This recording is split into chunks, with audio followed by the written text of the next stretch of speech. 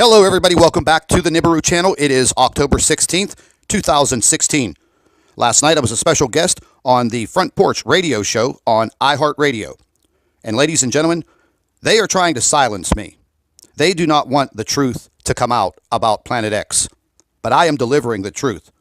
So stay tuned and listen to the broadcast. This will be a series of videos, so watch them all. Behind the Earth. Now, is that the same? Is that the same video? Because didn't BP Earthwatch kind of do a video of that as well?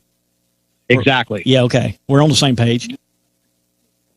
So when that first burst came in, it moved in and it literally collapsed our magnetosphere, and that only tells us one thing: that was a highly magnetized burst of energy, which means it had more power. And it totally collapsed our magnetosphere.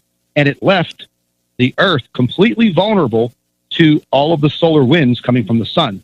Now, within, I think, about 2 hours, our magnetosphere healed itself because this big energetic anomaly moved back. And when I mean back into outer space, not towards the sun, but backwards out into space. Now, we don't know exactly what it is. But, really, there's only a couple of things that can actually create that type of scenario. And that would be a highly magnetic planet, a very large star, or the solar winds got around the shield and they were sucked back in. But that did not happen because all of the energy that was in front of the Earth was very low, very, very low, almost non-existent. So that was not the case. Now, as this form of energy moved away from the Earth, our magnetosphere came back and healed itself. Thank God. Because when we are exposed like that, we are exposed to massive amounts of radiation and heat. And this heat has the ability to heat the Earth's inner core, all of our oceans, our atmosphere very rapidly.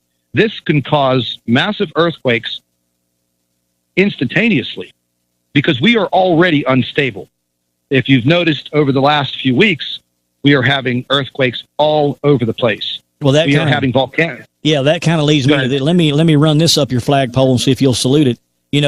Last couple of weeks, we've been hearing about how the authorities are warning the people, say in California, all the way up through the West Coast, that within 30 days, prepare for an imminent earthquake. Now, we don't know when earthquakes are going to hit. So, could they have been seeing that this thing was coming, and that's why they warned about that significant earthquake in California? It's a possibility because I know they're monitoring everything. And when we were having these bursts of earthquakes a few weeks ago, we were monitoring it. And what we found, and this is something that I don't like, we found that the USGS was downplaying the magnitude of the earthquakes on the west coast of the United States, including Alaska. Mm-hmm. How do we know this? Well, number one, I have my own earthquake applications for my computer. I also collaborate with other people who do the same thing. We also keep track of these earthquakes with several other seismic offices around the world. They were all saying the same thing. So how can we have a magnitude 4.2 earthquake in, say, Northern California, and the USGS says, oh, it was only a 2.9. So they were downplaying it. And they continued to do that for the better part of 10 days. Wow. Yeah. So with these waves of energy that are basically dilapidating our force field around the Earth, is this something that's going to continue, or is this just a single event? Do we know where it's coming from? Well, that's the thing. After the first event on the night of the 13th going into the 14th, that was pretty stunning. And once the magnetosphere killed itself very quickly, okay, so we just kept on monitoring. And then bingo, almost at the precise same time, the next day, it did it again. And this time, it was pretty crushing because it came in fast. The energy that was behind us was very intense. Once again, the energy that was in front of the Earth between the sun and the Earth was very minimal. Because, see, this instrument is all color-coded. So a very, very low form of energy is blue. A very high form of energy would be naturally red, orange, and then you have this aqua blue. And this aqua blue is kind of the normal. Well, everything that we were seeing was, it was kind of in the red, as meaning it was bad. And once again, the solar winds came from the sun. They just basically collapsed the entire magnetosphere. And then those winds got sucked around to the backside of the Earth. Now, during this event, the daytime part of the Earth, as it was in its rotation, was on the daytime side. So all of the people that were actually, sleeping and on the nighttime side of the Earth, they were getting hit with this radiation and the solar winds. But this energy anomaly was still way behind us. Now, there's no way to judge or measure that distance. Now, one thing I want to add is a planet that is very highly magnetized. It can be tens of millions of miles away and affect the Earth's magnetosphere in that way. Now, we had this event, I believe, in April of this year, a collapse, and I believe another one in June. And now we have these back to back in October. Now, I wish there was a way for me to say, yes, 100%, that was a planet, that was a star, that was something. But there's just a few ways that this energy can collapse our magnetosphere like that. Okay. And well, let me ask you this. So these things, what is happening is not something that we are accustomed to. This is new. It's just now they're happening more frequent, right? That's correct. Now, there have been instances where the magnetosphere has taken a fall. But since I've been involved in the Planet X community, this is the first time that I have seen a back-to-back collapse almost at the same time on 2 different days. And I'm just leading that into some kind of an orbit, because naturally a planet would be in the same place at the same time if it's orbiting something or getting closer.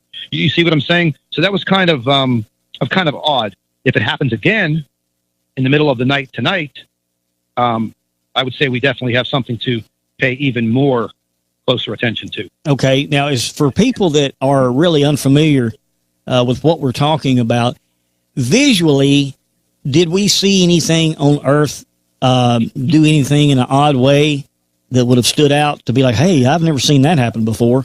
You mean as far as looking up in the sky and seeing it? Well, that or possibly maybe, I don't know, some sort of magnetic shift, or I really don't know what I'm asking, but I mean, is there any visual or anything audio that we would have heard? As far as visual, probably not. Okay, so basically, because remember, this is just a very high burst of energy, solar energy. Okay, and it's just depleting our magnetic field, and there's not really anything visually that we can spot just by seeing it. Ladies and gentlemen, you have just listened to part 2 of this live radio broadcast. Stay tuned and listen. I'd like to thank all of our Nibiru watchers. You guys do a fantastic job. Would also like to thank you for your loyal subscribership. You can continue to email your photographs and your video to NibiruPlanetX2016@gmail.com. And don't forget to share our videos with your friends and family members on Facebook. And subscribe to the Nibiru channel for all of our current updates. And like I always say, keep an eye in the sky.